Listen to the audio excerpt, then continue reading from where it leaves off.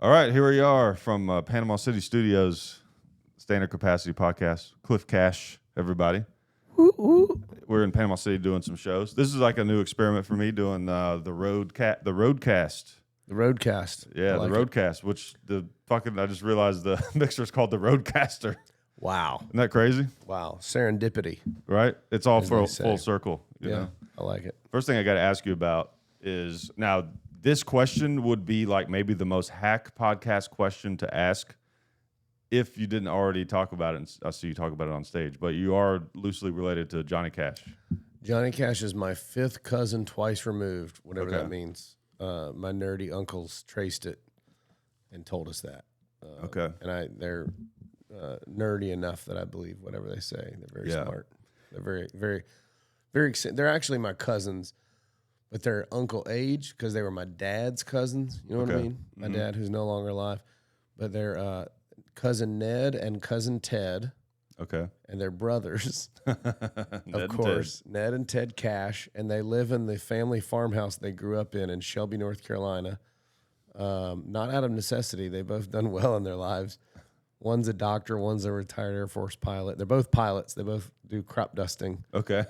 They're very, Both types. dude, they're very, yeah, a lot of farting, I'm sure, on each other. It would be funny to imagine crop dusting someone and you are a crop duster and it's Yeah. like, you should see my other ass. Oh, I'm not even at work right now. Yeah. My other ass has wings.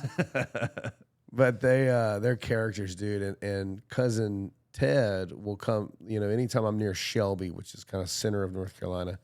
So if I'm at the Charlotte Comedy Zone or somewhere like that, he'll come to the show and he'll come up to me after and he'll go, "Hey, Cliff, Ted Cash," and put his hand out.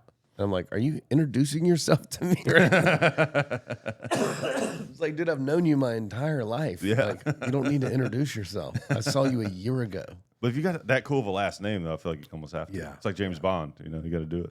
I need to exploit it more. I feel douchey if I exploit it at all. You know what I mean? Oh, People are right. like, you should go by Cash. I'm like, Yeah. I don't want people to hate me more than they already do. I mean, I assumed it was a stage name, but when I found out it's real, Cliff like, Cash. that's awesome. Yeah. I It's mean, like, are you a used car salesman or a porn star? Yeah, Oh, exactly. Tiny penis. Definitely Yeah, a used yeah. car salesman. It's like there's a comedian I know in Nashville, great guy. He's new, just getting started, but his name is John Dollar. Oh, nice. And it's his real last name. Well, he and I should go on tour. He's once just the once Cash he's and ready. Dollars and Cash tour. Hell yeah. That's awesome. Johnny Cash. Of course, I grew up in Nashville, so Johnny Cash. When you said that, I was just like, oh, dude, people will go nuts for that in Nashville. I mean, have you talked about that, doing shows in Nashville? Maybe just working it in the way I did last night. Yeah. I kind of I say on stage, I talk a lot about the South, and I don't want people to get mad at me like I'm picking on the South. So I like to preface and say, hey, for the record, my last name's Cash. I'm related to Johnny Cash. My mom talks in tongues. My dad worked on a pit crew, and they still raced on dirt. That's a redneck resume strong enough to say whatever I want Yeah. to about the South. And if you get mad, we're probably cousins, and we'll figure it out after the show. Yeah. So it's kind of a disclaimer to like let people know who you are and where you're coming from real Right. quick before they get a chance to get, Upset. and that's always who gets upset is the people. Yeah. Those same people are like, we got to stop cancel culture. They're like, I'm mad at your words. Ban the Yeah. books. Oh yeah, there's nothing more hypocritical than people getting mad about things being canceled because everyone wants to cancel things. It's like you're trying to cancel Disney guy who's worried about cancel culture. Like, what are you Yeah, talking everyone has things they don't like. If a celebrity speaks out politically and you agree with them, they're brave. If you Yeah. don't like it, then it's shut up and do the thing. Whatever. about? Totally. Yeah, we're all hypocrites. I feel like Yeah. to a degree, but I don't know. I try not to be. I make an attempt not to be. If you're just trying not to be, you're probably a decent human being. Yeah, And honestly, if you lack the self-awareness to even grasp it, then Yeah. you might also be a decent human being, although you're just dumb and ignorant, naive. What's really bad is the people who know they're being hypocrites and do it anyway. That's when you're shitty. yeah. Everything should be how I want it to be. Yeah, for freedom. Yeah, exactly. I have that argument sometimes with gun people. I'm a a huge gun guy. You might say an extremist on guns, but I'm more of a cannon and tank guy. But cannon and everybody's tank different. guy. Okay, Yeah, fair I'm enough. just kind fair of an enough. alpha, but you do you, bud. Yeah, okay. I like grenades though too. Okay, perfect. But yeah, there's this idea out there that like if you're in one camp, you can't associate with people in another camp. Yeah. You know, like I've had people like, how could you be friends with someone that wants to take away your guns? It's like it doesn't really matter if they want to. They're not really the guy who decides that. It's never, and it's just So- it's never going to happen. Right. I don't get to decide that my guns are not going to be illegal, and you don't get to decide that they're going to be taken away. It's like Right. I don't know. It reminds me of my ex-wife. When we got divorced, I was like, look, you keep your car, I keep my car. We'll split the equity in the house. We'll sign the paperwork. We'll be done. Mm-hmm. And she's like, I'm not doing that. And I was like, okay, well, that's the state law of North Carolina. So unless you're going to bang one of the members of the General Assembly and get them to change the law, then you're definitely doing that. Like, Yeah. you So know. anyway, she's married to the General Assembly. Yeah. Now she's married to Mike Johnson, Republican Speaker of the House, yeah. even though he's gay. Divorces are brutal. Yeah, Went through one myself. it was not fun, but I'm super glad it happened. Mm-hmm. You know, and that's like, I think that's a powerful thing to come out the other end of something and be like, Mm-hmm. well, that sucked, and I am stoked that it happened. you Yeah. know? I was actually just on Facebook. I was laying in my van, scrolling through Facebook, and I saw this guy. I won't name any names, but sweetest guy you could ever meet. He was producing comedy shows. That's how I met him. And you know, just not being a dick, but just being super honest. Not a handsome fella. Very overweight. Just, you know, if you saw him, you'd be like, oh man, that poor guy. You know, Yeah, I mean, yeah. but nicest guy I ever met. But like, and I'm not exaggerating. Like, real struggle bus. Right. And his wife, who was his aesthetic peer. Okay. I like how they're tiptoeing around this.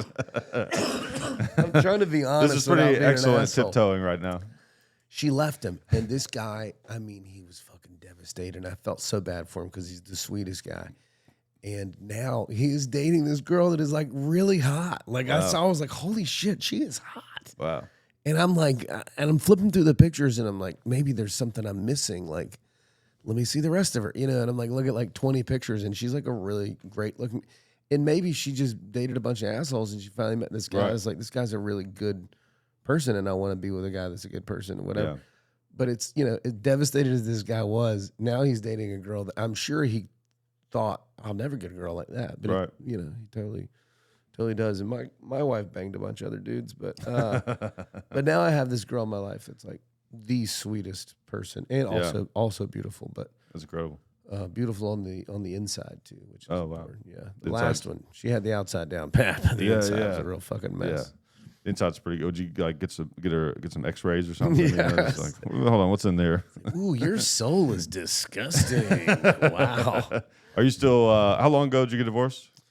How long out are you I from it? found out that she cheated. I found out April 12th of 2017. Oh, okay. And she fought me on the divorce for 26 months, Oh, that's brutal. which is funny because we didn't have children or money. I was like, what are we fighting about? Yeah. Oh, geez. She Yeah. was just trying to get state law changed. And finally, I left with like probably a third or a quarter of what I was really legally entitled to, Okay. because I just was like, I don't want to. That's the tough thing is they kind of wear you down, and you eventually like, let's just get this over with. Yeah, her daddy had more money than I had, and I'm sure he paid for all of it. Yeah. And my attorney was a friend of a friend who was kind of working on, like, she knew she was going to get paid at the end, so she wasn't making me pay her up front. I mean, I did pay some up front, but which was really nice of her. But she was like, all right, let's get this done. Yeah. And she kind of pushed me to settle. And I wish she wouldn't have, because I really, you know, part of holding shitty people accountable is like, you get what they owe you, like fucking see it through, you know, and I really wish I would have, but whatever. It is what it is. Yeah. You know, there's always things you wish you'd done different at the time. Are you still like angry about it? Or kind of feel like you're over it? I don't know. That's a good question. I really never think about her except when I talk about her on stage every night. Some things live on through jokes, you know. Yeah, honestly, I'm not really mad, but I haven't fully like let go all the way, and part of it is just like I said, it's like an accountability thing, and like some of our mutual friends are like, maybe y'all can be friends one day, and I was like, I'm not like unwilling to be her friend because she cheated on me. Right. I'm unwilling to be her friend because I think she's like an unstable, toxic mess of a person, and like she right. didn't just cheat, she also like lied in just the most like psychopathic ways, Right. like, and got other people to lie, and it was Yeah. like, it was multiple affairs. She banged her best friend's boyfriend. I mean, it was Yeah. bad, and so it's like, yeah, it's not that I can't forgive her. I just want nothing to do with her because I'm afraid she might Yeah. murder me. I mean, like, Oh, when people geez. are that fucking crazy, it's like, There's crazy people out there. don't put anything. I've watched enough Dateline to know, like, Yeah. You got some great material out of it, though. oh, dude, I've got, and that was about half of it. I've got Okay. probably 30 minutes of divorce material. Oh, nice. Yeah. I had some. It's funny. Last night I did. I kind of got to where I don't do my divorce stuff anymore. But last night with that specific type of crowd, I was sort of trying to figure them out, and for some reason in my brain I was like, let me see this. Maybe they'll like this, and I, unleashed some of it. Didn't go great, but and I was like, oh, that's why I kind of stopped doing some of this. Well, in that crowd, probably everybody in there probably had an average of 3 divorces, if I had to guess. Yeah. Panama City in the winter. That's why after that one divorce joke bombed, I was like, I don't know if there's too many or not enough divorces in here. Because I've noticed that where like if I do divorce material in front of like a really young crowd, they're just like, huh, what? Yeah. But then older crowds are like, yeah, we've all been there. They're like, divorce. Is that like polyamorous? Yeah, exactly. Yes. It's fair. It's polyamorous without letting the other person know. Right. That's kind of what it is. Right. I loved your joke about, if you don't mind me saying. Oh, no. Okay, the one where you were talking about how you were writing, like while you were going through it, you were like already thinking about the jokes. Oh, totally. Just like as a comic, I'd feel like I relate to that so much. I wrote almost all of that divorce material that day. Yeah. And I've punched it up since then. But the basic structure of that whole, really probably 30 minutes, I wrote it that day.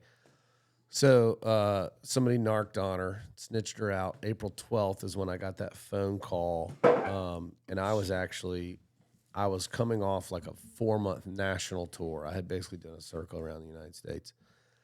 And my last show, sometimes you get fatigued by the end of booking a tour.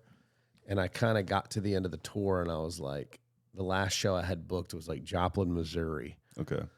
And I was like, well, shit, that's kind of far from home. I should probably book some more stuff from there back to North Carolina. But I knew it was going to be her birthday, like right then. And I was like, well, I'll just cut it. The tour will just end there, and I'll drive home, whatever. So I had driven through the night from Joplin to Rock Island State Park in Tennessee. Okay. Is a place I'd been wanting to see because I'm a big waterfall nerd, and hiked all day. Barely slept the night before because I drove through the night, slept in my car for a little bit, hiked all day, hiked like 9 miles. So I was just completely exhausted. And I had just made a campfire and sat down by the campfire and was just going to kind of like chill for a minute, eat a little something, get in the car and go to sleep. I had a car set up to live out of. And I get this phone call from the dude, and he's like, tells me my wife's cheating. And I didn't believe him at first because it was just so outlandish. I won't go into the whole thing because it's too long, but it was so outlandish. And then the more I thought about it, I was like, it's even more outlandish to think that this guy somehow made this up. Like either scenario is so crazy. So I packed my car up. It was 9:00 Central Time, Tennessee, p.m. I packed my car up. I put the fire out, and I drove again, another all-nighter through the night, just crushing Red Bulls, and got to the North Carolina coast at 7:00 in the morning.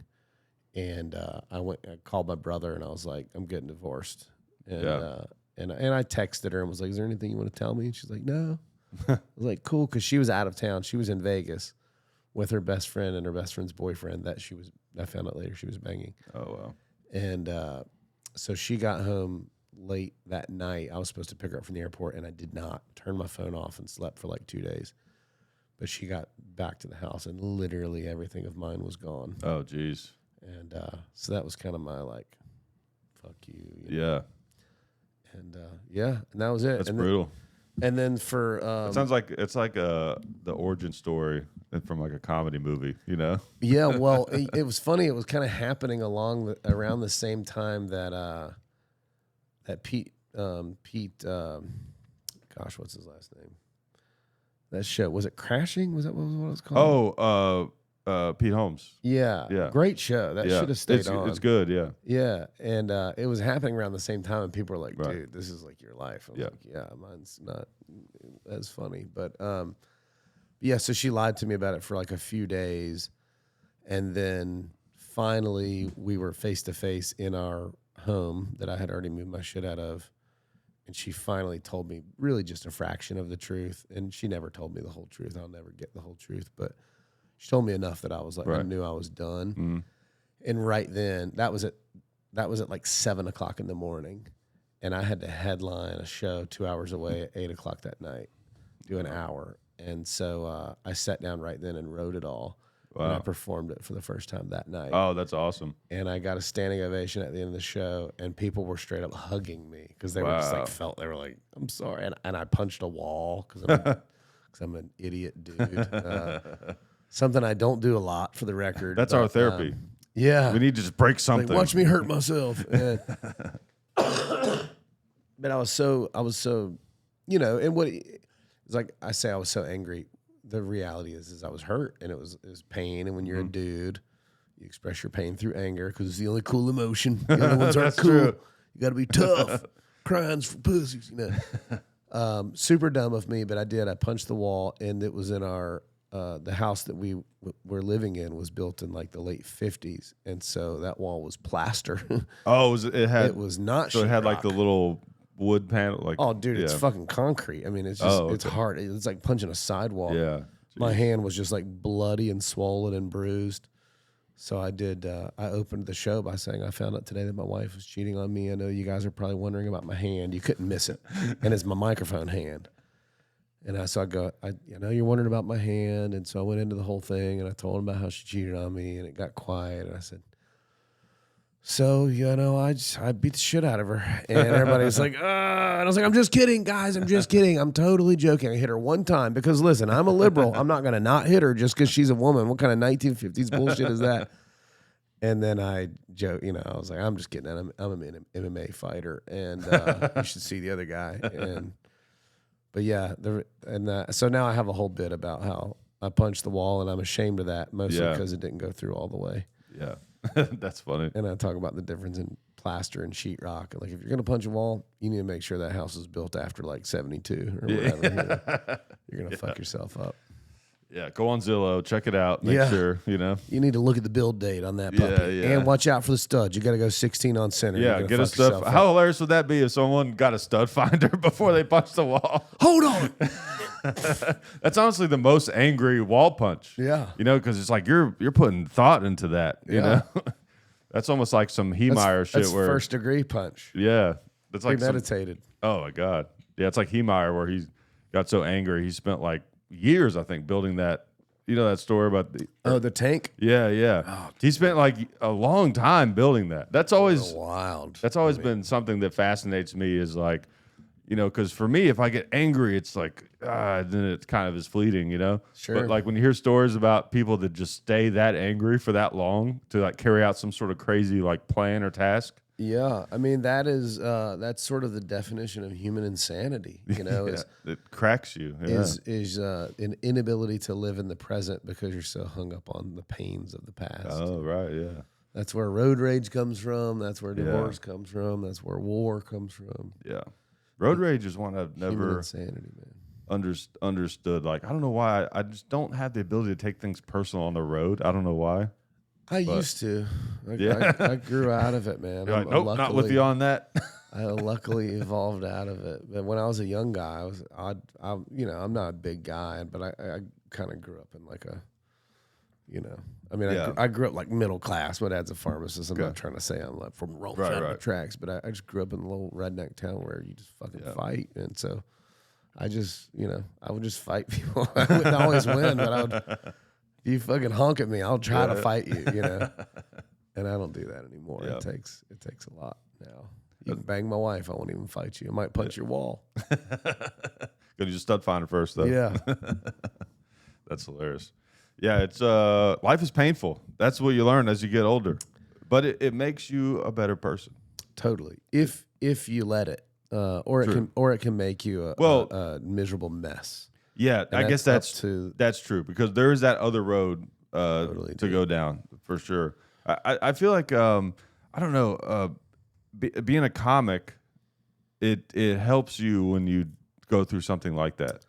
Yeah. Because it's not even just about, like, oh, I have this release, which that part of it is good too, but it's like that anything that is fucked up in your life is a potential to like advance you as a comedian and your goals, because it's like it's material, Totally. Anytime that I'm having trouble writing new material, I go, okay, I need to have some new experiences. I need to make some mistakes.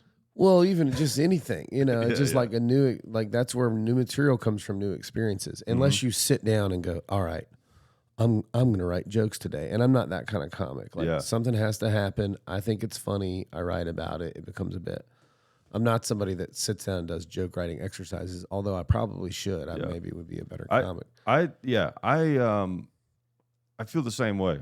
I like Jerry Seinfeld's approach to comedy, right? And I love to listen to him talk about comedy. Yeah, I do too. He's like the Kobe Bryant of comedy. Yeah. One of my favorite quotes from him is just like, he's like, of course writing is hard. It's like no one's good at it. He's like, no one's good at it. You just do it. You just have to do it. Like it's a numbers game, right?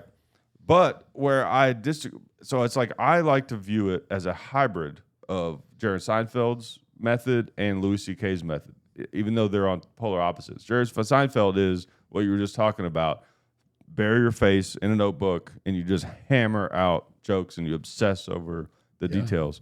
Louis C.K.'s method is something funny happens. He thinks of something funny. He writes something down so he doesn't forget it, and then he only works it out on stage. Yep. And I've always felt like what for me works for me is like something in the middle, because the more you obsess over the details of a joke, the less life it has, I feel like. But then I also feel like you can't always just wait for material to happen. You have to kind of force it to a certain degree. But that's me. Every comic is different. Sure. I mean, I'm in a place right now, so I just put out. I just recorded a special. It was 1:15, and Where'd you record it? I recorded it in a place called Thalian Hall, which is a historic theater in the town I live in, Wilmington, North Carolina. Oh, very cool. It's the brick wall behind me was from 1898. Wow, that's awesome. Or no, maybe it was 1885. I think is what 1885. That's the date my apartment was built in Chicago. Wow. Yeah. Yeah, it's a really cool theater. It's one of the most oldest, most historic theaters in the United States of that size. It's 545 seat theater. We sold it out. Made what I think is going to be a pretty special. I believe it will. After seeing you, it's going to be good. But this is the first time in my comedy career that I really feel like I have to ditch material now. And so I'm like, all right, I take that back. I have another hour in the chamber. Like if this thing gets to Netflix or whatever, and they go, you want to do another one? I'll do another one in 6 months. I have another hour in the chamber. And then I probably have 4 hours of material, but it's not all. It doesn't mean I have 4 specials. Right, you know right, what I right. mean? Like even those, I would want to add some more home run bits into them. So I'm in a place where I'm like, all right, I really need to write, and I'm like, I need to make new experiences happen in my life, and that's going to help me write. Right. So even if it's just like getting back into the gym and trying to write some gym material or whatever. I mean, just like maybe my health stuff or, whatever. Like, so yeah, my girlfriend and her 2 little boys moved into my mom's house so that she can be my mom's caretaker when I'm on the road, because my mom has dementia.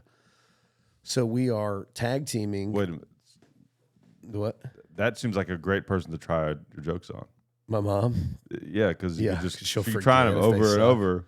Yeah, It's funny. She's like, I'm your biggest fan. I've laughed all my life. You're so funny. And then she comes to shows and she just does this. Okay. And she's the only person I can look at. I'm like, please laugh. What the fuck are you doing? Laugh. And then after the show, she's like, that was amazing. I'm like, you didn't even smile.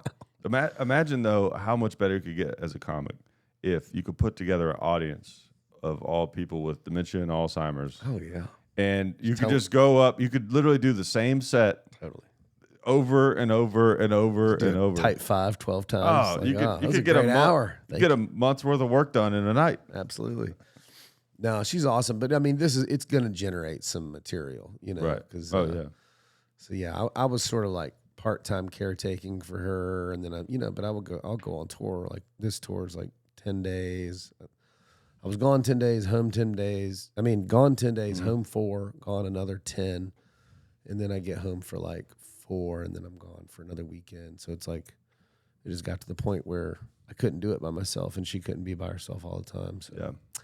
That's so now tough. it's a 78-year-old with dementia, me, 43, girlfriend, 31, 7-year-old, and a 6-year-old with autism. So it's a fucking. It's You like got a full life. Oh, dude, it's a sitcom. Like, waiting Yeah, to happen. Yeah. It's pretty. It's a lot of love in one place, but it's definitely some shenanigans. If you were coming up in the 90s, you'd have been sitcom right there, you know? The other day, this 6-year-old, well, he just turned 6. He was still 5 at the time.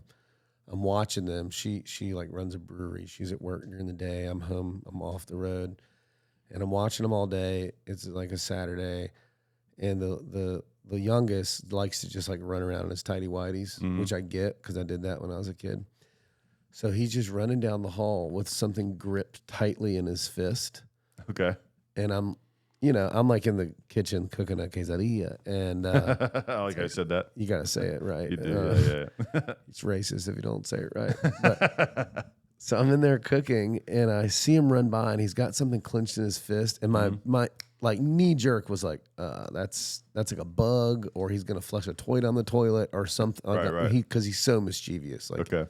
I can't even. He's like the human version of Marley and Me Labrador. You know, he just gets into shit all the time. So I chase him into the bathroom, and he's going to the toilet, and I go, whoa, whoa, whoa, whoa. Like, it's very clear he's about to flush whatever this is down the toilet. Right. And I go, what do you got, buddy? And he just turns around and he goes, poop. Excuse me. And he just opens his hand, and there's just a little turd nugget. And I was like, okay, carry on. That's where that goes. Yeah. I was like, don't let me throw a wrench in your process there, boss. But next time, take it straight from your asshole into the toilet. Try not to handle it. Try not to manhandle your poop, please. That's what is so funny about kids is that like they'll say or do something and you're just like, it almost like breaks your brain. It's like, all right, that's correct and wrong. Yeah. It's like the most wrong and correct thing I've ever Yeah. seen or heard. Yeah, it's like doing long division and getting the right answer, but not being able to show the work. Yeah. It's like, it's great you got that turd in the toilet. Right, but right. Your hands are now dirty, and you need Exactly. to wipe your ass. It's like it reminds me of this old joke that never worked, but I thought the idea is good. You know, we Don't all have give a up million. on it, man. We have a million of those. Don't give up on it. Okay. Well, the joke was it reminds me that it's because it's a very like kid type of thought process about how like after what America did to the Native Americans, which of course was not ideal, right? Less than ideal. Yeah, less than ideal. And they instead of giving them money, they put them on the money. Oh, yeah. You know what I mean? Yeah. Which to me is like a fucked up kind of funny Yeah. thing. It's like it reminded for some reason. Can we that have some of the reminded- coins? No. No. But we'll How put about you a on casino? it. Yeah, exactly. And by how about a casino, I mean you can work at the casino. Yeah. We'll all come smoke cigarettes there. And When I wrote that joke, I was really into like collecting like gold coins and stuff. Yeah. And like there's like Indian head, as they're called. Yeah. You know, the Native American head, but they're still called Indian head. And Yeah. But Yeah, I which always is- thought, and some of different them were kinds of that. exactly, and some of them were like very old, and it just made me think of that. It's like that is kind of crazy. At a time where they were still being mistreated, they were putting them on money. I bet you they laughed about it amongst themselves. They probably did. in between grief and sorrow. Oh yeah. Yeah, I have a bit that's kind of in that same genre, and I've really, I don't know that I've ever really taken it to the stage, but the premise is I go hiking and camping a lot, and all these state parks are like Devil's Gorge, Okay. Hell's Canyon. Yeah. It's all devil and hell, and it's like, isn't it funny that all these white settlers named everything after the devil, Oh right. and all the natives were like, "You're the devil." But they do. They're like, this is called Devil's Dick Hole. It's a mountain with a cave at the top. You know, it's like Devil's Ice Box and Devil's Cave. And it's so interesting. It's like That's funny, you're committing a genocide against an entire race of people and naming everything devil. Like, they think we're the devil. Like, I don't know why. Yeah. That is funny. Yeah, I never thought about that. Florida's not going to like that joke. I don't. Florida? I got a feeling Florida's not going to dig that joke. Yeah. Yeah, it's good. This isn't only broadcast in Florida, which is good. No, I'm saying I'm not. I'm not doing it on Just fucking stage with you. tonight. Oh yeah. Yeah, I'm excited, man, to see the special. Oh, thanks. That'd be cool. I'm excited about it. It's What is that? Yeah, that's something. I guess I don't think I've had a comedian on. I had Jeffrey Asmus on, who recorded a special after I had him on, but I've not had a comedian on that has recorded a special before. So what is the process of just like the day of? You know, I know you know to build up to it, you're obviously working out your shit and doing all the shows, but as far as the day of, like, how nervous are you, and like what do you go through doing that? Jeffrey's a great comic. I haven't met him, but I've seen his videos. Yeah, he's very funny. So my special is called The Long Road because that's what my career has been so far. I did my first open mic almost exactly 13 years ago, and I started doing like some touring like 2 years in, but I dove in like real hardcore like year 3 and 4, and I've been just straight road dogging it ever since. So, you know, I never lived in New York or LA. So it was like, it became very apparent to me after a lot of like failures to launch and a lot of people promising me shit they couldn't deliver. It became apparent to me, like, if something's going to happen for me, it's going to be me making it happen, or it's not going to happen. The road, I think, is a great way. Yeah. And so, and my goal was, let me go around the country and try to let everybody in every scene know, like, hey, this guy's funny. And where I can at least go get work. I can make $300, $500 here and there, eat a taco, sleep on a couch. And so that was kind of the street cred part of it, and dialing it in to where I'm like, when the time comes, I want to be the best comic I can be.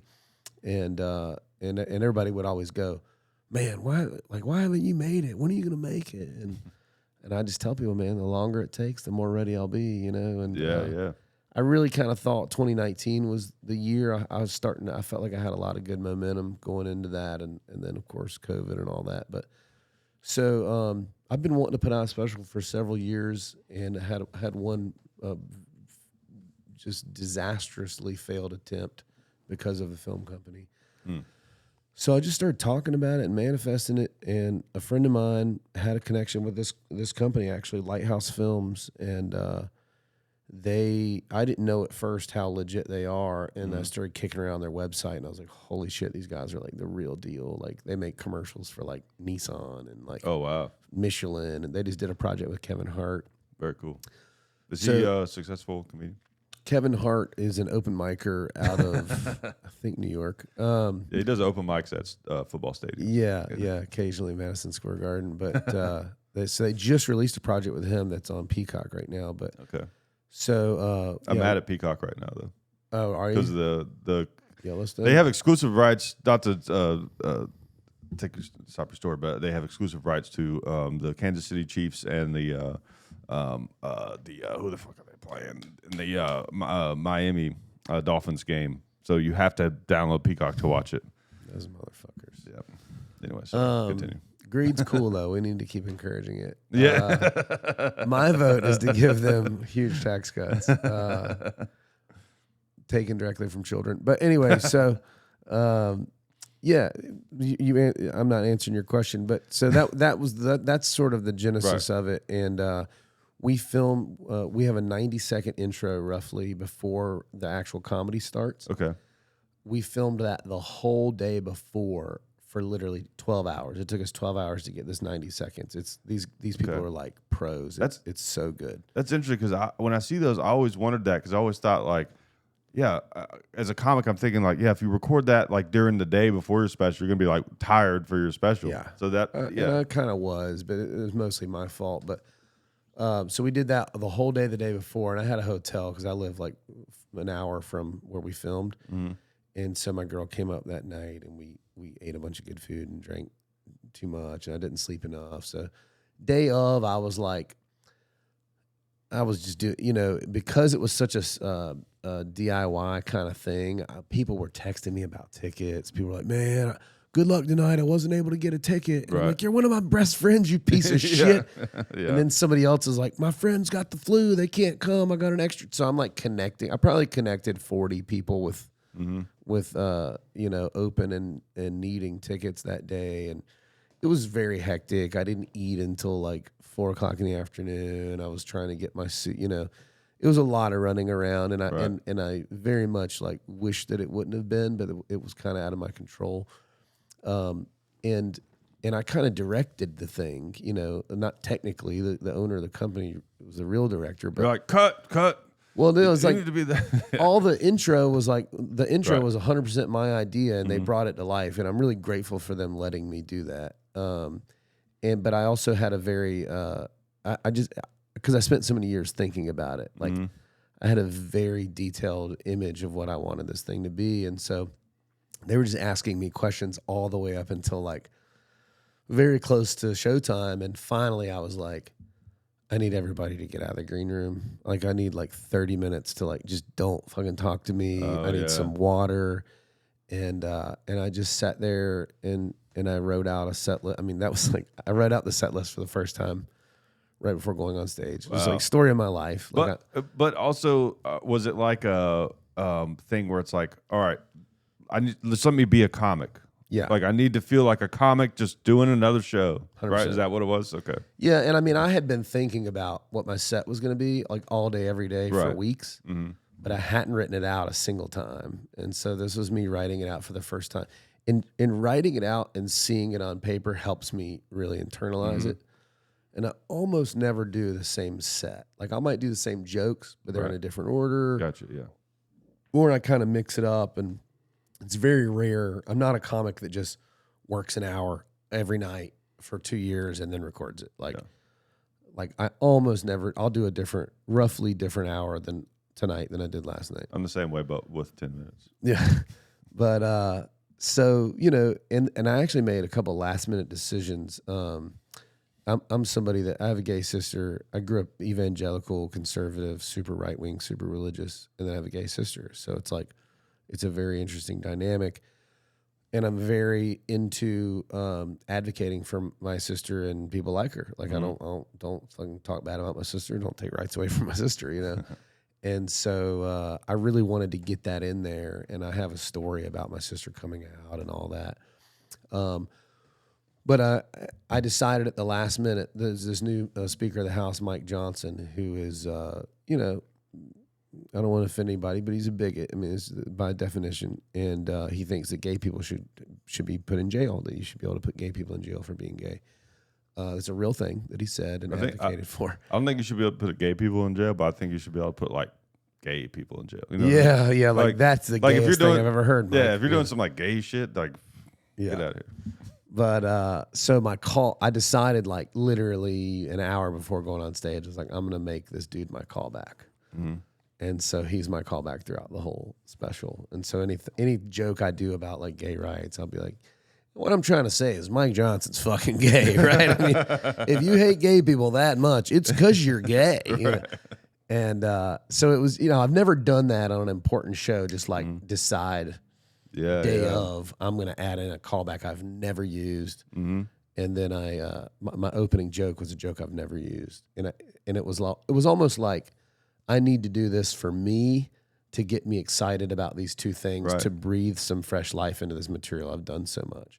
It makes so much sense because if you are recording a special, you want it to, you still got to feel like it's just another show. Yeah. That's what it seems like to me is what you're saying. Yeah. Because otherwise if you're like, all right, here's my big chance, I got to be Mr. Professional about everything, then you're not going to be you and it's not going to be as good. I wanted it to be, I wanted to try and do my best to be present and for it to feel really organic and not dialed in. And those are the best specials when you feel like you're there, And I feel really good about it. I mean, there's a few places where I'm like, damn, I left out that one tag and that was a really good tag. But for the most part, I feel really good about the material and I feel even better about the film. I mean, they're so good. Like it looks so good, dude. That's awesome. It looks as good as anything on any of the platforms. I mean, Yeah. they're so talented. But yeah, Day of was a stressful mess, and but I'm super grateful for it. And the next special I film, which I plan to do in Asheville, North Carolina, I will do whatever I got to do to ensure that for at least maybe 4 hours before I go on stage, I'm in complete chill mode. Like maybe I'll get a massage or like whatever, like take a bath or something, But yeah, I don't normally get like angsty or nervous, but when it's that big of a show and there's that much at stake, it's like really hard not to. Oh, right. So I was kind of a nervous wreck, but I felt really good about it afterwards. Yeah, that's awesome. That's so cool. Yeah, I can't even imagine going through that. I mean, because your first special, that's your big moment, it's your big shot. Everything, it's like everything is leading up to that. I guess it's another type of nervousness too. I guess it's not out yet, so once it comes out, you're like, all right, how are people gonna, man? As long as it gets where I want it to get, I want it to get to Netflix. And I think as long as it does, I think it's gonna make a splash. I really do. I can imagine it will. Because I say some shit. I mean, I think it's good comedy, but I'm also like saying some shit, right. And some people are gonna really love it, and some people are gonna really hate it. But Okay. either way, it's gonna get talked about. You are one of those guys, which I like. I hate when I see comics where it's like, all right, you're making the crowd laugh, but what do you do? What's the point of this? Yeah. This is like fireworks. You see it and it's gone. There's nothing here I can think about later. Sure. There's nothing to take home. There's nothing happening here. It's like I want to hear about things. I want to, you know what I mean? I want to be like mentally stimulated when I watch comedy. Like I don't subscribe to it's just a bar trick. No. Yeah. It's an art. It's an art form. Like, thanks, man. and I think you're one of those guys that has that. I think watching Thank you very much. I mean, you're Huge compliment. Yeah, no, I think your comedy is very interesting. It's not people like a lot of young comics. They think it's just about killing. Like you have to be able to kill, but like that's like the minimum requirement. To a certain degree. But it's like it's not just killing. It's how you do it. Because we've all seen those comics where it's like, oh, they're destroying this room, but what is really there?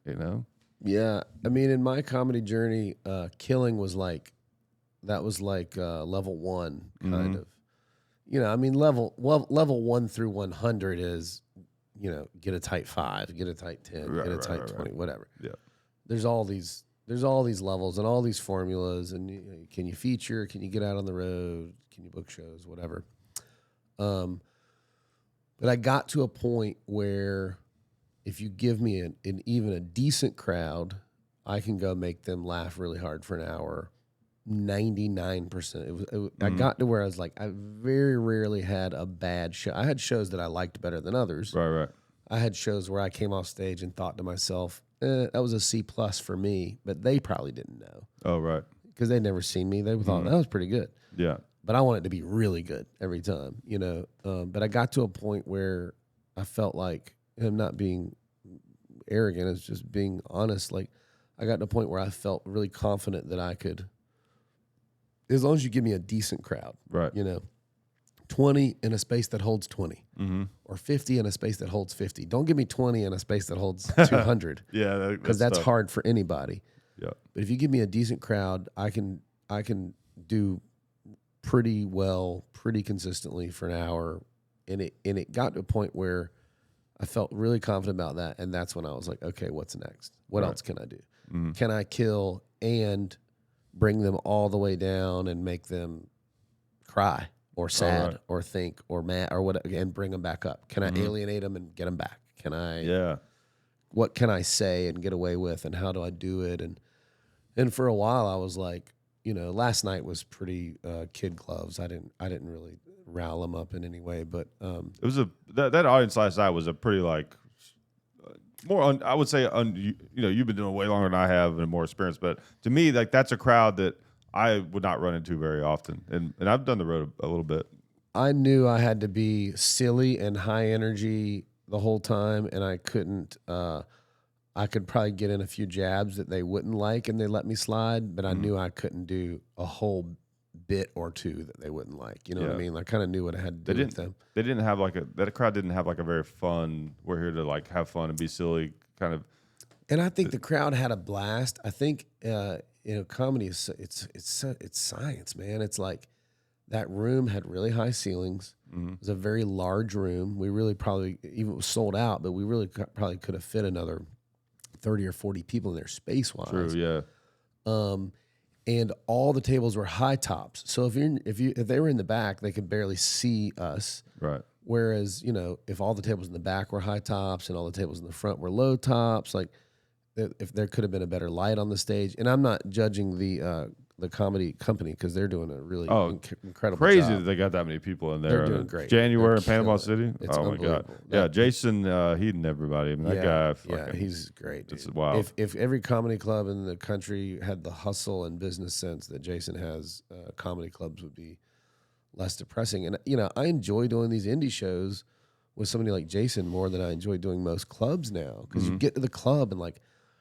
A lot of times, like, people are in a bad mood. The manager or the owner are just fucking over it. They're burnt out. Like, the club's run down. And it's like 2-item minimum. The customers are pissed off because they're buying $20 drinks. And it's just like this model maybe doesn't work anymore. But with these independent shows, Jason's not paying the overhead on the building and the rent and the power bill and all that shit. Like, you show up, you do a pop-up show.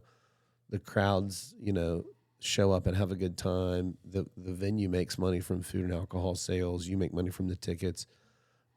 It's really a better business model, and it just feels more alive and more fun because it's all being put on by people who truly love comedy and aren't like burnt out and over it. But no, just as far as the crowd last night, not an ideal crowd, but sometimes you think that, and then you talk to people after the show and they go, man, that was the best comedy show I've ever seen. Yeah. And you just kind of realize like, well, it was just a weird space. Right. The sound was weird. They couldn't see good. They're older. They were quiet. They had a long week at work. You just don't ever know. So I felt like I didn't do good, and then some people said very nice things to me. I enjoyed your set. Thanks. I think that the host was funny, and she was like high energy, and it was very it was like real sexual kind of vulgar stuff. And I don't mean that. I say vulgar shit too.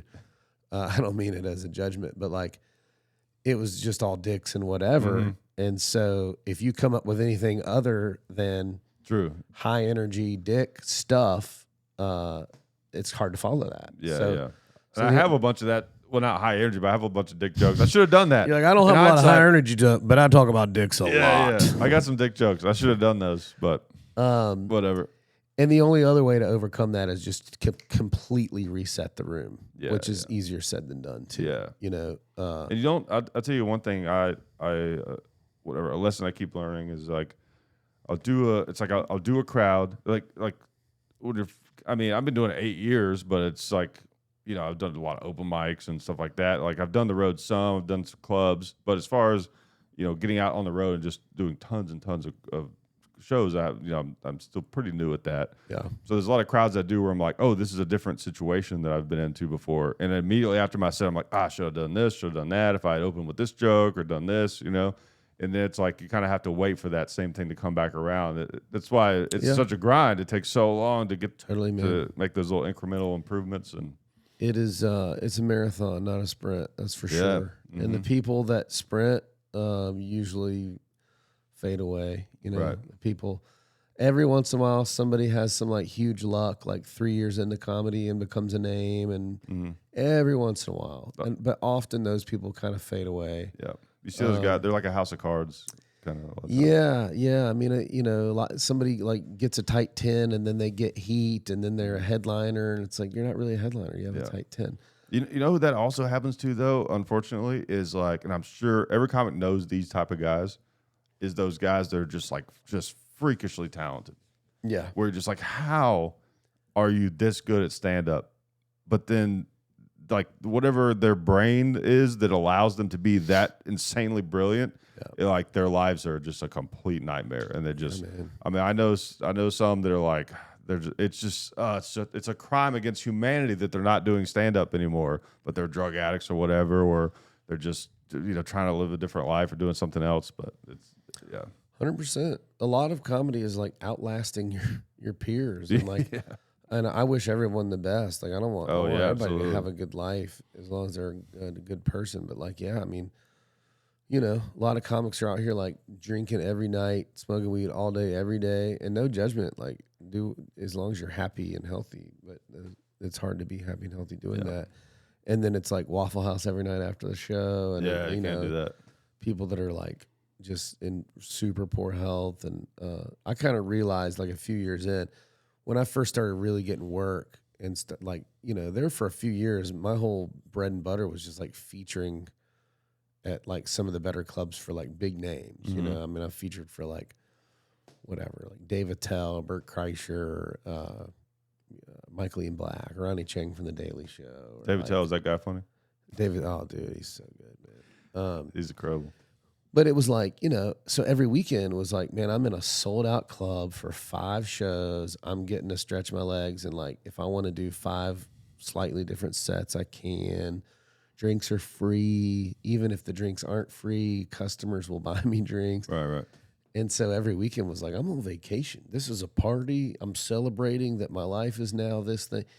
And after a few years of that, I was like, oh man, I can't drink like that. I'm gonna, and I was never like a daily drinker, but I'm like a binge drinker. Okay. It's like I can't go drink 10 drinks a night, Thursday, Friday, Saturday, every weekend or almost every weekend. It's like so hard on your body and your budget and your energy levels. And so my issue with drinking is I drink too often, but I'm not a binge drinker. Yeah. I'm like I have 2 or 3 beers, maybe 4 most days.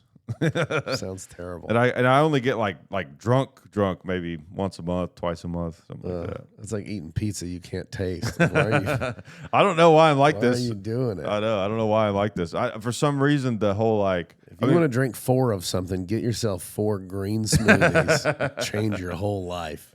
Because neither one of those is going to get you drunk. I know. I don't know how the like I mean some people would consider that being an alcoholic if you drink like a beer a day or whatever, but I don't know how the like real alcoholism never got me because I don't know. It's like I don't have this thing that draws me to being like I got to get fucked up. Yeah. Like if I get drunk, it's like always it's a plan.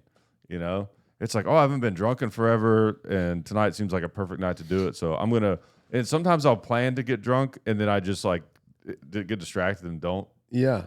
I don't know. That's how I am. Like I am not. Somebody was like, "You want to go have a beer?" Like I'm not a beer kind of guy. Okay. Like, yeah, I am. To me, alcohol is to get a buzz. I'm not gonna have 1 or 2. I'm gonna have 10. Okay. And I don't. I haven't drank now in probably 2 weeks. I'll go weeks, 2 weeks, 3 weeks, 4 weeks. But when I'm like, all right, so and so's in town, we're gonna go to this show. It's gonna be this. We got a hotel, whatever it is, and I'm like, all right, I'm gonna get drunk this night, and here's how I'm gonna do it. Because I'm, I'm 200 pounds and I've been drinking since I was 15. Yeah. I have a crazy high tolerance. Like I can't drink like 10 Bud Lights and be drunk. Mm-hmm. I have to drink liquor drinks, and even if I space those out, you know what I mean. Like if I'm getting drunk, I have to be like, all right, I'm going to drink these because that's like 2 shots, or I'm going to like take a cider and put a whiskey in it, or, whatever it is that or I'll drink old fashions because that's just all whiskey. Old fashions are great. Especially, do you smoke cigars? I don't. Okay. I used to, but now I got all this. Oh, right. You can probably hear it through the microphone. I've got some sinus challenges going on in my life and a cough. I'm probably dying, but maybe people will appreciate it. At least you already recorded the special, though, so you're good, right? Dude, I had lost my voice. Imagine how much more popular the special would be if you died right before. You got to die. You got to make sure you I'll die be up before in it heaven, comes out. like I could have had a house. This is bullshit. Look at my girlfriend enjoying this money with this dude. Who is that? Brad? You're dating a guy named Brad? Come on. Yeah, dude, I've been struggling with this like sinus really my whole life, but hardcore the last couple of years. And A lot of it is what I just said, being on the road, constantly traveling, crushing Red Bulls because I'm driving these 10-hour days and shit. And, just eating like gas station pizza. And your body's like, yeah, fuck all that. I'm going to make your whole sinuses inflame, whatever's. So I'm trying to figure it all out. But I lost my voice like pretty bad for like 2 weeks. Oh, wow. And I got it back like a few days before the special. Then I did 12 hours of recording for the intro, and then did the special, and then partied all night. And then all my, not all, but a lot of my close friends came into town for the special. Like I had people there from Colorado, Florida, Ohio, Michigan, Tennessee, all over California, like all over the country. And so I'm like, I got to show them a good time. So we were like, and I was spending money like I already had 5 Netflix specials. I got like an NSF charge Monday morning. I was like, let's go out for tapas and craft cocktails. And everybody's like, normally you're like, who's buying my drinks, Yeah. But it's like, do you know who Jared Harris is? In Atlanta? Yeah, you know him? Yeah, Dude, yeah. he's so fucking funny. Oh, he's great. He's one of those guys that's like, to me, freakishly talented, but doesn't really do stand-up anymore. Yeah. But he told me one time, and this always stuck in my head. 'Cause it's so funny. He was talking about when he was in L.A., and he was like, man, he talks real country. He's like, man, I've been in some meetings where I was like, do I buy the helicopter now or later? And I was just explain how the way the industry will like make you think certain things are going to happen. Oh, dude, I've had so many close calls. I got Comedy Central up next, like 2 years into stand up, and so I won the regional thing or whatever. Yeah. So I went to Boston and performed in a sold out Wilbur Theater for 1,400 people with like whatever it was, 7 other comedians. Wow. And I came, and I mean, not bragging, but like I knocked their fucking heads off. Like it was the best short set I've probably still ever had in my life. Yeah. Because I was so intentional about it. Like I tweaked it all day, every day for months leading up to that night. Knocked it out of the park. Couldn't have gone better. Crowd went nuts. All the other comics were like, dude, holy shit. And then I find out later that like Comedy Central had already like picked the winners before the show. They're like, we like this guy. He's got followers. We like his hair. She knows my son. Oh my God. And it was just like such a kick in the dick to realize so unequivocally like comedy is not a meritocracy. It's just not. Yeah. And all those comics are funny. I'm not taking anything away from anybody because they're all great. But I think if the audience had voted, I would have been one of the people to go on, And going into that, I felt really confident about my material, and I was like, oh, this is about to change my life. I'm about to at least I'll get a Comedy Central half hour, and I'm going to start playing colleges, and and I was with my ex-wife at the time, who was like, she grew up with money like a lot more so than I did. And I knew money was important to her, even if she didn't say it. And and she did say it, but even when she didn't, I knew. And so I was constantly like, hey, it's gonna happen. It's gonna happen. And once I get a college, I'll make $1,500 per college. If I can get 40 colleges this year, that's $60,000 just from the college. I was always constantly doing this math of like, I gotta get there. That was the first big disappointment. But there's so many, man. I mean, I drove to Charlotte with like my driver's window busted out. I accidentally busted out my window weed eating. I was weed eating my yard at the time. I had a gravel driveway, and the weed eater threw a rock through the driver window. And I was broke. I was a broke comedian, and I also had a small business at the time that was struggling, and I didn't have the money to fix it. So I drove 4 hours in a literal monsoon, like the worst rain I've ever driven in, with this window out. I had a tarp, and I kind of slammed the tarp in the door, but it soaked my whole left side. And I did that just to get on the Laughs on Fox show, which I got paid $100 for, Steve Hofstetter. And anyway. We don't have to go any further, but I know exactly where but people hate Steve Hofstetter, and I don't. I don't hate him. I don't hate him because he's always been nice to me. And I like. I've just heard a lot of things about him from other comedians, and none of them have been good. Yeah, but all the shit you've heard from other comedians, they probably haven't been good either. Maybe. I don't know. I've heard a lot of people with no success in their comedy careers that hate him. But love him or hate him, he's he's killing. He worked his yeah. ass off, man, and he's got a good business sense, and he's got a trillion YouTube followers, and he's now selling out rooms, and so whatever.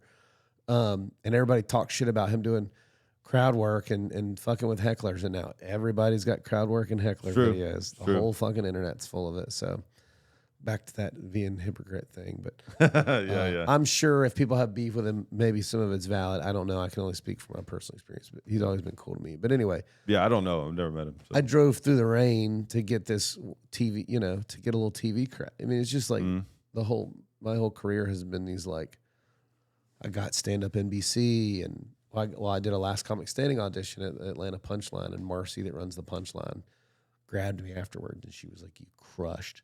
The main lady loved you. I think you're her favorite comic. I think you got this thing. I think you're going to be on the Last Comic Standing." And I was like, "Fuck!" It was right before I was getting married, and I'm telling my wife, I was like, "I'm going to be on Last Comic Standing. Like, this is it. This is when it's all going to change." You know. Yeah. And evidently I was their third pick because they picked two other comics and I wasn't one of them. But just shit like that, just over and over. I mean, 10 or 12 examples of that. And It's like you're saying it's not a meritocracy. It's like that old saying in comedy where they say you either make it in your 20s or you make it in your 40s. yeah, And it's basically because either you get chosen by the industry or you have to bust your ass and refuse to give up to the point where the industry is forced to accept you. and I'm pretty salty about it, to be honest. How could you not be? You know, and so now I really think this special is going to hit, and I think it's going to make a splash. And now all these people are going to reach out and go, "Hey, I want to represent you." And I'm like, "Hey, fuck you. I could have used your help when I was busting my ass living in a car for 12 years, you know?" Yeah.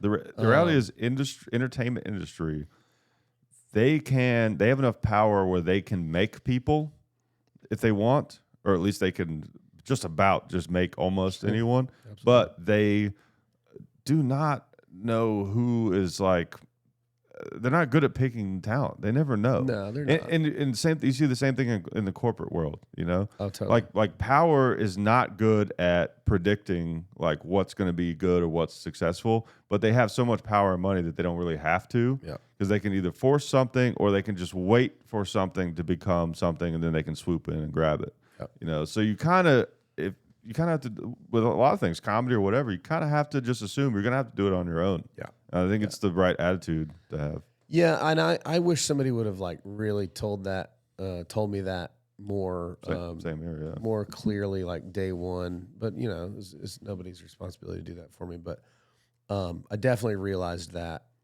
you know, a few years in, and that's what I've done, man. It's been I'm calling my special The Long Road because that's what it's been. I've had a lot of fun. Right. I've seen 45 national parks. I've swam in waterfalls, and I've surfed up and down both coasts in Mexico, and I've performed in tons of cities. I've met tons of famous comics. The top or the bottom of the waterfall? Both, a little bit of both. I've jumped off some shit I had no business jumping off of. I've had a lot of fun, but I've also like slept in my car some nights when it was in the teens because I didn't have any money, and I've been broken down fucking 100 miles from a red light. You know, I've broken down in the desert. I've been 1,000 miles from home with $100 and like super homesick and like ready to give up. You know, it's like, and you know, and so when I do finally make it myself from my own efforts, and people start reaching out, I'm gonna be like, dude, I've been emailing your club for fucking 10 years, you piece of shit. I'm not going to come to your club, but I will come to the theater 3 miles away from your club. Yeah. And I will leave you some tickets at will call if you want to come see me. And nothing I have done is for spite. Right. But the spite will be the icing, you know. It's like, yeah. I was funny 5 years ago, dog. You should have fucking, you know, cared enough about comedy to learn who's funny. Stop hiring the fucking you know, Real Housewives to come to your comedy club. Yeah, it's frustrating, but it's like, you know, I heard a quote from Louis C.K. who to me, regardless of what you think about his controversy, like to me he's maybe the best or one of the best just purely stand-up comedians to ever do it. Is how I feel. But he's a great comic. I think he was getting a little too prolific trying to put out an hour every year. I think the comedy suffered a little bit because of the frequency of the special. But he was closer to doing it than anyone else probably ever did it. There was a there was a stretch there where he had like these back-to-back, just undeniably incredible. Yeah, specials. he's a great comic. There's no doubt about it. But he And his talks show, about Louis. The show was fucking So great good. too, dude. But he talks about that the long road, how long it takes. He's like, how the long way is better, and usually you get better comedy that way. You'll be a better comedian for sure. You've been doing it longer, so you got more experience, Yeah. and you've suffered, which is funny. It's so funny to suffer if you think about it. It's kind of hilarious. It feels bad I'm at a the funny time. motherfucker. Then It feels bad at the time, but it's like, I mean, I feel like, when I'm talking shit with comics, like the things that always, makes comics laugh is like I tell stories about just stupid shit I've done or bad situations I've been in. And it's like, that's always what's funny. Oh, totally. It's hard to get comics to laugh unless it's something dark or or difficult or like if you want to make me laugh, bomb your ass off in front of a dead silent crowd, and I will be in the back like crying, laughing so hard. Yeah. Yeah, man. I mean, it's a hustle. It's a marathon, and like Louis C.K., he wrote for Chris Rock for ages, and nobody knew who he was, dude. I mean, he was a stand-up comic for at least 15 years before anybody knew who he was. He started in 1986. Okay, then I didn't know who he was until 2008 when his show first aired. That's 30 years. 22 years. Jesus. Yeah, so I'm 13 years in. So I mean, like you if got it another 9 happens, years now. if it happens for me now, I'm that's fine. I'm stoked. And like I said, people would say, "When's it going to happen?" And I would say, "The longer it takes, the more ready I'll be." And I feel like I'm ready. Great attitude to have, yeah. I feel like I'm ready. I didn't have that attitude at first until I got kicked in the dick like 5 times in a row, and I had to make a decision: do I love this thing enough to keep chasing it? Do I truly believe I can make it? Because if I don't truly believe I can make it, I need to quit and figure something else out. And I do. I believe that I can make it and be one of the, I'm not saying I'll be Kevin Hart or Louis C.K., but I believe I can be one of the respected comics in the industry and have good specials and have fans and all of that. And if I didn't think I could, I definitely would have given up because it's a very discouraging thing. And part of the thing that has given me that faith is other people having faith in me. Right. I don't have a million fans, but I've got, several thousand people that like me enough to invite me to their house and loan me money and like come to 20 shows. Right, you know what I mean? So I think having a small fan base that's like that dedicated is almost more powerful than having a million fair weather fans who absolutely like you because you have abs or whatever. Absolutely. I mean, the night we were talking about Doug Stanhope. I always thought Doug Stanhope has one of the coolest positions in comedy where like he's maybe one of the most respected comics by other comedians. That's at least as far as the comedians that are still living. And he has this crazy loyal following, to where, I mean, he could do so many more shows than he does, but I mean, he's selling out everywhere he goes. Yeah. And people At will. Oh, and people love that guy. I mean, it's like I've seen him live twice, and it's like being at a Slayer concert. Yeah. Where it's like, I mean, people love that guy for good love that reason. guy. I do too. I mean, that's why I wouldn't see. I mean, I have one of his. So he has to me one of the coolest merch things that he sells. The Bibles. Yeah, I got one. Yeah, the stolen Bibles. He steals them out of the hotel. For those of you guys don't know, he steals them out of the hotel and signs hotel them. Bibles and sells them. It's so Zero funny. overhead. It's so funny. It's the most Doug Stanhope thing. Yeah, dude, he's such a character. Yeah, I've seen him live 3 times, and I had to one up me on that one. I hadn't thought about it until you said that. I took one of my friends who is one of my best friends. He's a great dude.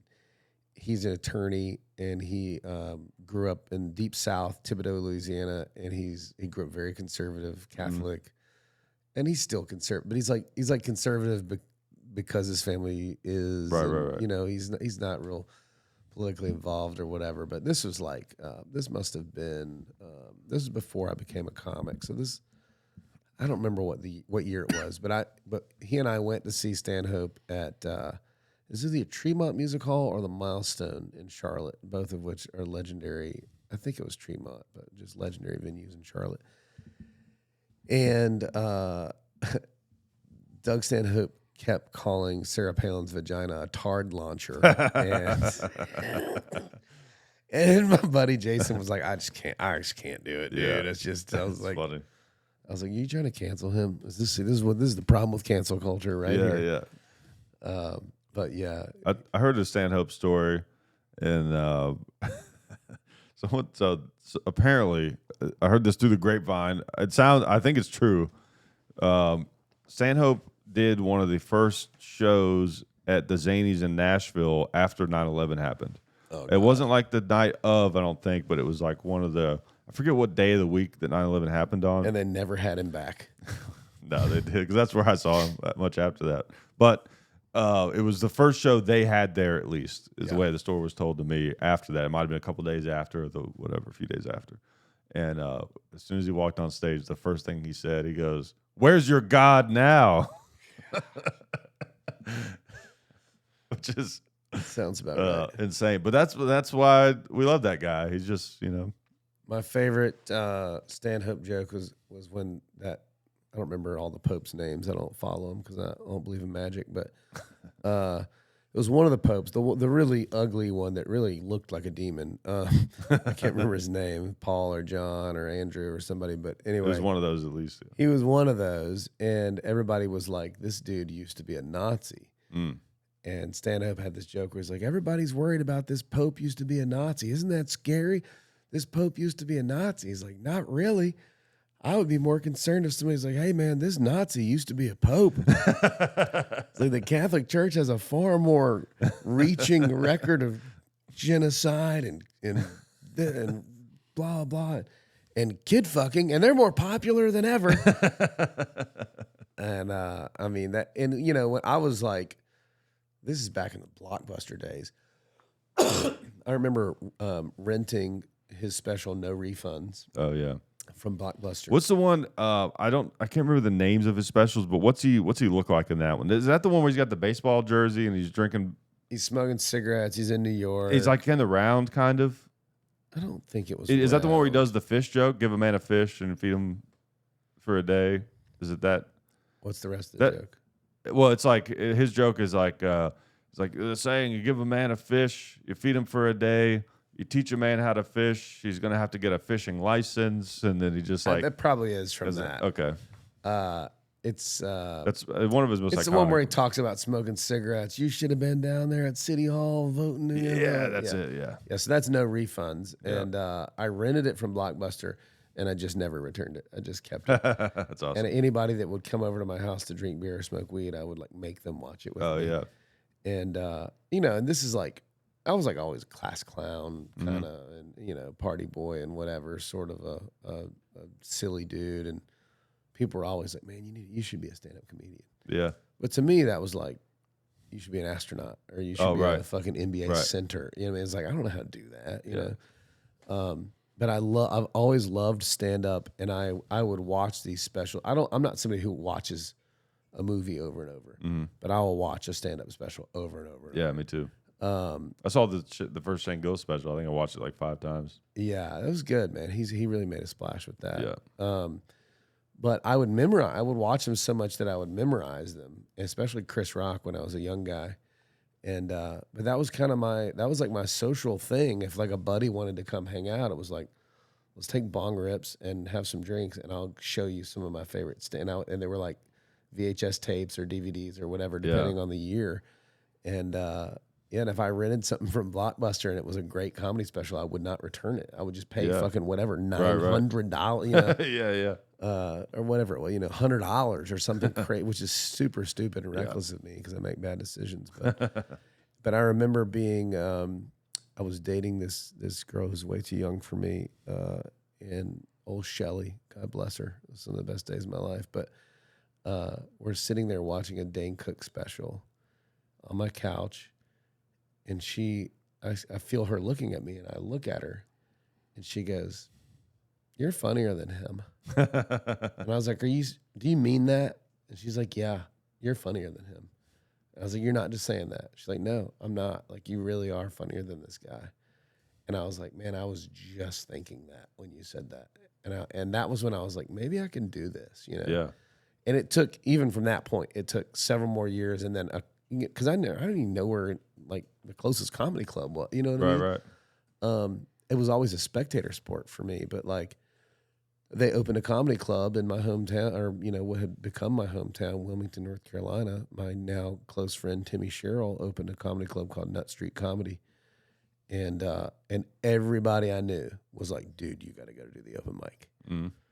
And I mean, for 6 months, I was like, I was scared of it. Yeah. Like, and I was like, I don't know, man, that's crazy. I don't know how to do that. Like, there's a difference between telling jokes at a party and being funny on stage for 5 minutes. A massive difference. Massive difference. And but everybody was like hounding me to do it.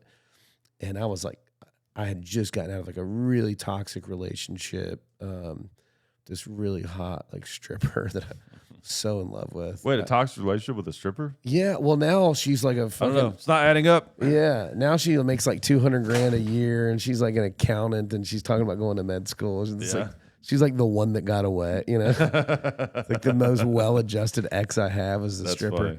But I was just crazy about her. But it was a total mess, and we had just split. We were engaged. We split up, and my dad was going through chemo. My dad had cancer, and my sister had just like almost died, and I was losing my ass financially. I used to flip houses, and I lost my ass really bad in the 2008 market crash. So I was just like in a really low spot. And one night somebody's like, "You at least got to go watch the open mic. Well, let's all go out." So it was like a group of friends. And I went and watched, and I got drunk. And halfway through, I went up to the owner. I was like, "Please let me go up, dude." He's like, "Nope, it's not how it works, man. You got to show up on time. You got to get on the list, blah, blah, blah." And I was so grateful after, like, looking back on it. I'm so grateful he didn't let me just get up there and fucking wing it and bullshit. And it wouldn't have gone well. You know? But I wrote my set like every day for a week. That was a Thursday night, starting that next morning, Friday.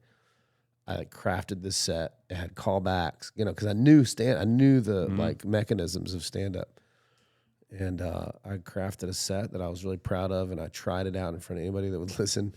And I went up the next Thursday, and it went really well. And then I didn't miss an open mic for, I don't know, years. Yeah. And we had a good little like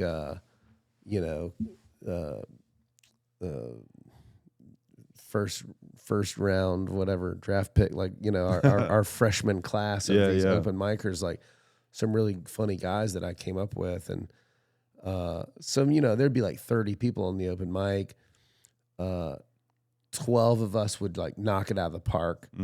Maybe 10 were like pretty funny, and then maybe 10 were like so bad that it was funny. But the hosts were always good about speckling the people. Yeah, it's like important. Yeah, organizing to do the list right. But dude, we were selling out open mic every week for years. Yeah, that's awesome. It was a 120 person capacity basement comedy club, and selling out, and it was free. But the bouncer would turn people away after right about showtime. It would be full, and it would stay full. And so it was like, not many comics get to do a weekly open mic to a sold out room for the first 2 years of their comedy hustle. So I'm really grateful for all of that. That was it's awesome. a really great way to start.